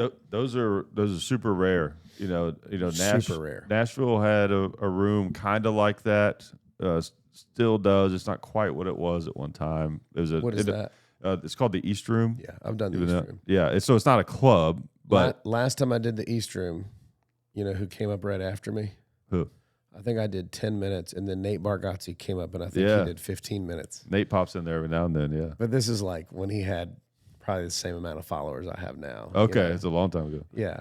Nate, I don't really, bumped into him a couple times in Nashville. Yeah. I remember the longest I've ever talked to him in my life was, like, I don't know, maybe a year ago. I did the showcase, the Monday showcase at Zany's in Nashville. And right, how the green room is there, it's right attached to the stage. So as soon as I get off stage, like after you do your set, you're like always in this like weird kind of head, space or whatever. And then I walk up into the green room right off stage, and there's no one in the green room except for Nate Bargatze sitting on the couch. He's got like a notebook, and he just looks up at me like this. He's got these big crazy eyes, Yeah. He's just kind of like, it wasn't like trying to be weird. It was just kind of like, how are you? You know, kind of thing. Yeah. And I was like, what's up, Mr. Bugatti? Nice to see you. No, I didn't say that, but I was like, how's it going? You know, we talked just briefly or whatever, but it was like kind of weird to like the first time I meet like a really big comic in that way, like we're the only people in the room. You know? Yeah, of course. You know, but I mean, he's seems like a nice guy. mega star now. I mean, It's can you crazy how you do. imagine, dude? I saw the first time I ever saw him, he popped in to an open mic like when I first started comedy, and like I think this would have been probably like the fall of 15 when I first started. I think I've been doing comedy maybe a few weeks or something. And he popped in this open mic we had at a bar called Bobby's Idle Hour, which has since moved to a different location. But his Comedy Central special had like just come out or something. Yeah. You know, and I remember seeing him up there. I saw Mark Normand at that open mic one time, right when I first started, and he was not really like famous yet. He had like had some TV credits, you know, Yeah. but I didn't like know who he was. Yeah. And I'll never forget this. He popped up and he was introduced as being in town to do something with like Comedy Central. Like Comedy Central was recording some kind of thing in Nashville. I forgot what it was. And I'm sitting in the back of the room like, oh shit, okay, this guy's like big time, you know. And then he opens his set talking about like, what a great way to introduce me to a room full of comics, you know. It's like, I'm in town to do Comedy Central. And everyone's like, oh, fuck this guy. Is there something like that, you know? Yeah. And I remember at the time, we were like, fuck, this guy understands us. Yeah. How does he know? How did he know? Yeah. You know? Yeah, I've kind of become buddies with him. He's a good dude. Yeah. I opened for him. I'd met him a couple times. I did. I'm trying to think. I guess I did. I think him and Sam Morrill had a show at Caroline's on Broadway. Okay.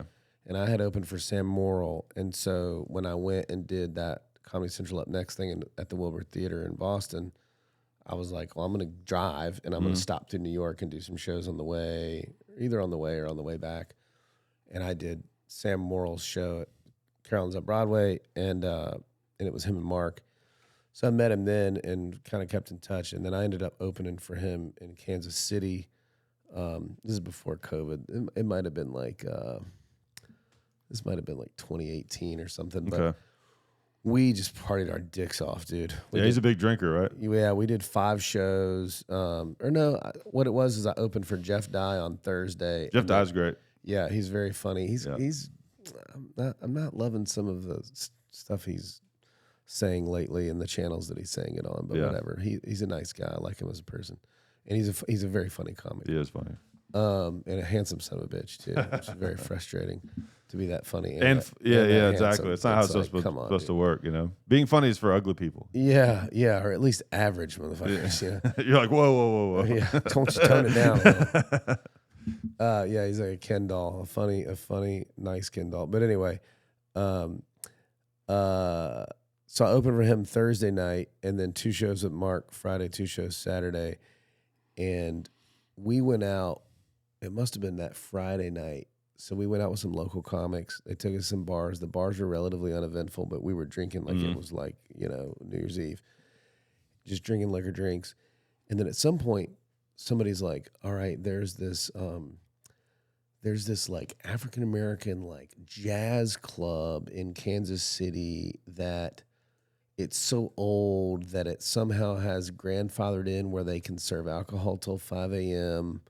because the bar was closing at 2. And downtown Kansas City's pretty wild. Like it's a party Okay. Yeah, town. I've never been. Yeah, it's a party town for sure. And so whoever was like, I can't remember what it's called, like the Establishment or something like that. It's got a cool name. So anyway, the dude was like, I'll take y'all if you want to go. Yeah. We were like, fuck it, let's go. So we go to this, and it's like mostly older black dudes. There's like jazz being played. There's somebody like serving like soul food, which I ate a lot of. And it was fun, man. And we walk in the front door, and a dude like as tall as you, but even bigger, just a big fucking football-sized dude. He reminded me of the dude from the Green Mile. Big black dude, probably about my age. I walk in the door, and he goes, Cliff Cash. And I was like, I don't fucking know who this guy is. I've never been to Kansas City in my life. Yeah. And he goes, you a funny motherfucker, man. Holy shit. And he just keeps going on and on. But it was like, you banged my sister. No, he just Dallas. keeps going. And he's like, And so I realized like, oh, he was just at one of our shows tonight. Oh yeah. But he's like saying all, and Mark's like, yeah, guy really likes you. And it was like that classic, like somebody comes up to you after the show and like, yeah, really liked you. I don't know about that other guy. And like, shut the fuck up. The other guy's a really fucking successful talent. You know what I mean? Right. But it was like, but he was saying it out loud, yelling it to, and he was a giant dude. So it was like, but it was a really funny moment. And Being on both sides of that feels bad when you're standing next to another comic on the show. Dude. If they come up to you and say you were great and say nothing to them, Totally. or they come up to them and say you were great, even if like it's terrible etiquette. you like that person, you think they're great, it still makes you feel bad. You know? Yeah, and it's Mark Norman. He's a fucking incredible joke writer. he's insane. He's very funny, So and good. so it was a very awkward moment. But the dude loved me and insisted on sitting with us. Bought all my drinks, like hung out with. I got a picture of it, and so me and Mark, this is like either a funny bone or it's either a funny bone or an improv. I don't know, whatever's in Kansas City. But they typically put you in a decent hotel. So we're staying at like the Marriott or whatever. So me and Mark get a Uber back to the Marriott at like literally 5:30 in the morning. And the next day I'm waking up at like 1 o'clock. And he texts me and he goes, "Hey man, what happened after we left the jazz place last night?" And I was like, "Nothing, buddy, just an Uber ride. Like you didn't miss anything." So I get up and I'm like going around my room, take a shower, I'm getting dressed, and I don't know why I noticed it, but my trash can in the hotel room had liquid in it. And I was like, I'm like, what the fuck? I'm like, did I pour a drink? Did I put some ice in there and it melted? Is the ceiling leaking? Like, and I'm like baffled by this. Yeah. I'm like, what in the world? And I just stood there like trying to wrap my head around why is there liquid in this trash can? And finally I picked the trash can up and smell it. And evidently I had gotten up in the middle of the night and pissed in this trash can as if it was a toilet and don't remember it at all. And so we're like eating lunch. It's me and Mark and a dude named Steven Taylor, who's a really funny comic who just got fired from being a school teacher because he made a TikTok video about farting on students. Oh, geez. But he's a great guy, funny guy. I said, "Oh, geez," not because it was a bad thing, but for him getting fired. Yeah, it was so dumb. But he was hosting that weekend, and he was like, "I want to take you out for barbecue." So he takes us out for barbecue, and we're all sitting around, and Mark's like, "Dude, I don't remember leaving the club." And I was like, "Okay, well, I pissed in my trash can, so I guess we had." Yeah. I don't think we talked to a single woman the entire time, but we had a lot of bro time with a bunch of strangers and ate some soul food. I peed in a trash can. I think I slowed it down for about 6 months after that. Yeah. I was like, man, I'm 30-something peeing in a trash can. That's probably Yeah. I got to take a step back. I gotta pee in the trash can story for you. It's not me. So a buddy of mine who I don't even know if he'd want me to tell this story, so I won't say who it is. Say his full name and social security number. Yeah, but he's a good friend of mine and a very, very funny comic. And we've been on the road a lot together. But one time he was at my house, and we were hanging out with me and him and some other comics, and he got just like we were all drunk, but he was like drunk on another level in another stratosphere. Waffle House drunk. Oh, just in another stratosphere. And so we were in the basement watching TV, hanging out, and he was so drunk that like me and my other buddy, we went upstairs to my living room to play pool at a pool table, and just to get away from him because he was on just such his own shit. Like, he was like on another level, dude. You got to be so drunk to be annoying to other drunk people, Right. And so we go upstairs, we're playing pool. I kind of forgot about him. He comes. There's a bathroom downstairs, by the way, but he comes ambling upstairs, and I was like, fuck is he doing? Like a zombie, And then he goes over to this beanbag chair I had in the corner. And I'm like, what is he doing? I realized, like, oh, fuck, he's about to piss on that. So I had to grab him. And, like, he'd already started to piss. Like, a little bit got out. And I was like, whoa. That's my beanbag chair. Don't piss on that. And I tried to take him back downstairs to go to the bathroom. I got him by the shoulders. He's a very small man. He's just peeing all over your whole And house. he wouldn't. No, he'd stopped at that point. And he wouldn't go back downstairs, right? I was, like, trying to get him downstairs. And he didn't want to do that. I was like, all right. We'll go to the bathroom up here. So I kind of walk him down the hallway to the upstairs bathroom, kind of shove him in there, right? And I had this trash can with the little foot thing. You hit the foot and it opens up. And it was right next to the toilet. Like, they were touching each other, right? And to me, what's so funny about it, he was so drunk that he pissed in the trash can, but yet had the wherewithal to know how to operate the trash can. Yeah. Like the toilet was right there, but he still like drunkenly put his foot on the thing so it would open and then pissed in the trash can. And I was just like, you know what? That's good enough. Dude, I mean, it's funny. That It's kind so of shit funny, is yeah. funny, but it's also, it's kind of scary Well, yeah. because it's like something in your brain is like, oh, that trash can is a toilet and you should pee in it. Yeah, yeah. And that you can still do but it's like I said, I'm not somebody that drinks every day. I'll go weeks without drinking, but I'm a binge drinker and I'll get real Yeah, yeah. drunk. And I haven't done anything real stupid. I've done shit that was like kind of reckless. Like I've had to clean somebody's hot tub the next day. You know what I mean? But I hear, like, I listen to a lot of true crime, and I occasionally hear like a true crime story about like somebody, their defense is, I don't remember anything. And I'm right. like, man, I kind of get it. Like I don't think I have like a violence in me. Like I would never murder somebody because I had too many drinks.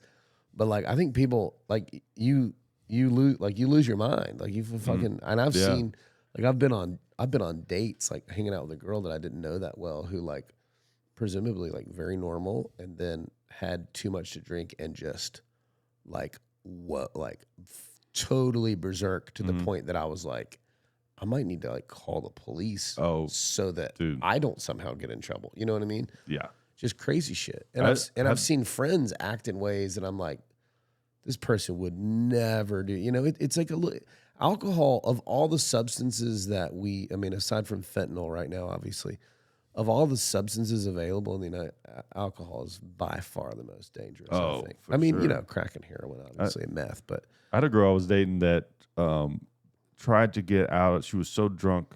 She tried to get out of the car while we were driving because I wouldn't take her to Waffle House. Yeah, dude. And I was like, you're too drunk to be around other like people a legit right now. argument. Like it's not like, you know what I mean? Yeah. It's like I was the one that was right because she was obviously drunk. Totally. I'm not taking you to a public place right now. And she like opened the door and tried to get out of the car. And the only way I kept her from doing it was I yelled so loudly that she was just like, oh God, and like closed the door. I bet you got a good yell on you. If I have to. You got a deep voice. If I have to. Good loud yell is very effective. Yeah, I mean, it was like a yell out of like, this is the only, I'm driving Sure. the car. Yeah. That was the only weapon I had, so I had to sell it. Yeah. Yeah, you can't really just knock her out to save her. No, you can't. You can't get in trouble. You can't do that. It's like that Bill Burr bit. He's like, it's never okay to hit a woman? Never? Really? What if you come in and there's two of your kids are already dead and she's got the other one held under the water in the bathtub? What about then? Yeah, dude. I've seen Bill people. Burr's back. I've Right. seen guys and girls. I've seen people just completely. Yeah. And I'm thinking like, wow, like this is like psychosis. I think the thing that saved me from being that type of drunk is my body processes alcohol in a way where I will literally start becoming hungover before I even go to bed. Well, it might be a blessing. It might be. Buddy, it sounds to me, you drink a maximum of 4 beers at a time and you get instant hangovers. It sounds to me like you should quit drinking altogether. No, that's not true. I don't get a hangover for 4 beers. No, I'm talking about like the times where if I'm drinking like 12 or 15 beers, I've got the hangover before I even go to bed. Yeah. You know, I don't really black out. I've gotten to where I will spend some, inordinate amount of money trying to get drunk. And then at the end of the night, it's 2:00 in the morning and I'm like, man, I'm not even drunk. And then the next day I feel like I'm dying for like 2 days. And I'm like, why am I doing this? Yeah. So I'm kind of in a place now where I'm sort of thinking I'm either quitting or very drastically changing my relationship to alcohol. And to be clear, like I don't party like that often. Yeah. I mean, peeing in trash cans, like I get drunk like when I'm drinking, maybe like once a month or something. Yeah. I've gone 6 months at a time without it, and those have been the most like productive times of my life. Yeah. And and there have been times when I've gotten to where like I'm not drinking, but I'm still able to like go out and hang out and I'm still have fun, you kind of got to get into the right headspace to do that, to be around drunk people when you're not drunk. But I feel like you gotta, like in video games where you have like the creative player option, and you know what I mean. You have a certain amount of. It's like not the ones where you can just put everything on 100. The ones where you have like X number of like points or whatever you can use. So you can be like if it's basketball, you can be like, all right, I'm gonna make this guy really tall, but I'm not gonna have as much for how good his shot is or whatever, right? I feel like that's what like all people are. And the way I feel about alcohol is it's one of those things that like for some reason I'm like good at dealing with, so I'm just gonna run with it. I get to have that. I've got other problems, other things I'm very bad at. That's the one thing I get to have. Some people, I think they don't. It's like it's just too much of a problem for their life, and they can't do it. They can't do it. But at least the way I feel right now, this podcast, if I like end up having to go sober, will be very funny to look back on. Yeah. But for now, I'm like, that's the one thing I get to have that I apparently to this point I can handle. Yeah. So and I mean, there's a big difference between having a drinking problem and drinking being a problem. That's a fucking good way to put it. I never thought about that. Like I've never had a drinking problem in the sense that like if I don't drink, I shit myself and have withdrawals. Oh, right. That's true. Those are the different I've levels. Never needed it, but it has certainly at different times interfered with my work, my finances, my friendships, family relations. Not in huge ways, just like, hey, we're having a family get together, and I'm like asleep on the couch because I'm hungover. You know what I mean? Well, that's affecting your family relationship. Right. So it's like, you're not an alcoholic, but like you chose to get hammered instead of go on this hike the next day or whatever. So to me, it's that. It's True. like I'd really like to like get in real good shape where I at least can see like a couple of my abs. Just to make sure they're still there. And not having booze, it makes it easier to do that. Totally. I'd like to work towards being more of a morning person, and not boozing makes that easier. Just stuff like that. Yeah, true. And also, it's just like I have a hard time getting drunk, and I have an easy time feeling hungover, and it starts to be like, man, risk and reward here is like Totally really kind of out of kilter. I used to. I had this joke. This one of those jokes. I feel like all comedians have these that like I love, but it never worked. I don't think even once it worked, but I still love it for some reason. Don't give up on it, dude. Yeah, I know, probably not. But the joke was because I wasn't a. I mean, I would say the joke a lot tighter than this, but in reality, I was never a big drinker until I got divorced. I was more of like a weed guy before I got divorced. Yeah. So the joke was like, I wasn't a big drinker until I got divorced. So I was saving my liver for my first divorce. Yeah. But it's like I get really in hindsight now I think about it, it's just like kind of a premise. I just didn't know to do anything. I mean, this was like when I first started comedy. Yeah, it's not that funny, but yeah, you're right. I told you. Hey, I told you it wasn't funny before it started. I'm kidding. There's something there. There's something there. Maybe, who knows? But yeah, I mean that was like when I first started. But I've kind of feel that way though, where it's like honestly, I've earned it. When I get stoned, I typically will write a joke or two. I feel a little sillier. Like I feel like it's good for me comedy wise, but with my sinus and asthma shit, like I just can't smoke, man. Yeah. I just can't. I don't even really want to like be around cigarette smoke or even weed smoke. Like, so it's kind of a bummer because I honestly would love to just have like a sativa pen and an indica pen and hit the sativa before a long drive and maybe come up with some jokes and then hit the indica at the end of the night and maybe try to write a joke. But anything that involves like putting anything into my respiratory system is just like it's a no-go for me these days. Yeah. I'm just well, hopefully you'll be able to get old, sick piece of shit. Please buy my album before I die. Yeah, hopefully you get through that, man. Figure that out. That's tough. Yeah, especially be on the road all the time. Yeah, man. It gives me a new empathy for people with chronic stuff. Because it's like it sucks to not feel good. Yeah, to not feel 100% like ever. Yeah, it's fucked up that years, that the thing you have that keeps you from being able to smoke weed is called chronic. Yeah, what? That's a good. See, now that's a good joke. Yeah, well, that's yours. You can have that. And that I've got this thing going on with me that makes me lose my voice. It's like that's kind of important if you're going to talk shit for an hour every night. Yeah, that's true. So even right now, like my voice is like vocal fry. It doesn't normally Damn. sound like this. Well, I was getting close because I got a piss of brewing. That Same. I tell you, when I'm doing the podcast, that's like the hourglass for like when it's time to end the podcast. Yeah. Well, gotta You know? pee. Yep, about time to pee. A bunch of the recent podcasts I've done have ended that way. Like, well, this has been great, but I got to pee. So Yeah, I gotta pee too. We'll go in there together. all right. Pause first of all. Pretty good sized bathroom. It's all right. It's not a bad little Airbnb here in Panama City. Yeah, nice wooden wall. We built this wall actually. did. As the set. Before, Yeah, before I we brought started the this. show. Yeah, I brought this I with feel like me. I have terrible posture in this camp chair. Yeah, Like, these what's aren't wrong with that these guy? chairs. I just got these. I have not sat in them yet, and they're not as comfortable as I thought they'd be. But Did Magellan give you these for free? Are you sponsored? no, I got to work on that. That'd be cool. Well, that's bullshit. I know. I You should. got 124,000 followers. You should not be buying camp chairs. Damn, you're right. I never thought about that. Damn, bro. I would never pay for anything again if I had 100,000 followers. I'm trying to get sponsored by Ross Dress for Less and Cava, the restaurant. Cava, you ever eaten there? CAVA. Oh, dude. Spicy lamb meatballs. Hell That's my yeah. jam. That does sound good. Maybe we'll go get after this. We'll go get some fucking shrimp. Yeah. If you want to do it. Thanks for having me on here, dude. Hey, thanks for coming on, man. You know the jellyfish? Let's do it. Boom, jellyfish. Okay. That's Hell what yeah. I do with the 6 and 7-year-old. All right. Learn something new every day. Hey, if you want to keep in touch with me, I'm on all the platforms at symbol Cliff Cash Comedy, CLIFF, Cash like Johnny. Cliff Cash Comedy. I'm mostly on TikTok and Instagram, but I also have Facebook. I don't do Twitter anymore because I'm not into failure.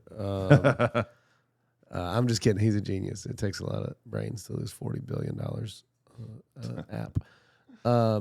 But anyway, follow me and look out for my special. It's called The Long Road. Hopefully it's going to be on Netflix, but if not, it's going to be somewhere. So be on the lookout for it. And I also have an album it's available everywhere that albums are sold. It's called Halfway There, and the gist of that was like I felt like when I put it out, I was halfway to kind of where I am now. But it's been a week at number 1 on the iTunes comedy charts. I actually beat out Bill Burr and David Tell. Oh wow. For a week. That's yeah, awesome. I think Bill Burr was number 2 and David Tell was number 3. I don't remember who was 4th. It was like a comedy band or something. But yeah, it's been a week at number 1 on iTunes, and it's called Halfway There, Cliff Cash. It's on iTunes and Amazon and Vimeo and anywhere. And I also have a Dry Bar special on Dry Bar Comedy. I have a half-hour special of me trying not to curse during the middle of the pandemic to a mostly empty Hell yeah. room. Oh damn. They were like, "Do you want to come do a Dry Bar special?" And I was like, "During COVID?" And they're like, "Yeah." And I was like, "Are there going to be people in the crowd?" And that room holds like 300, and they Yeah. had like 60 in there, and they were like real spaced out and masked. Oh man. And That's I was rough. like, "This is not going to be amazing," and it's not. It's not amazing. People like it. They tell me they like it, but Yeah. it's not. It's not what it would have been if I would have had a 300-person crowd. So that's my Yeah, disclaimer. yeah. About Okay. that. I'm Still gonna- watch it. Yeah, absolutely. I'll put the links in the description Put the links. on the YouTube. So if you're listening on Spotify or iTunes, go to the YouTube video, and I'll put all your social media links down there on YouTube. Yeah. Cool, man. Thanks for doing this. Thanks for having me, Yeah, brother. man. I Got appreciate it. got another fun show tonight. Looking forward to it. Hell yeah. And then I don't know if when will this be out? It could be a couple weeks because I got a couple in the can right now. Cool. All right. But like I said, I'll put your links in there. So if people want to come catch them do a show, Get them links. yeah, man.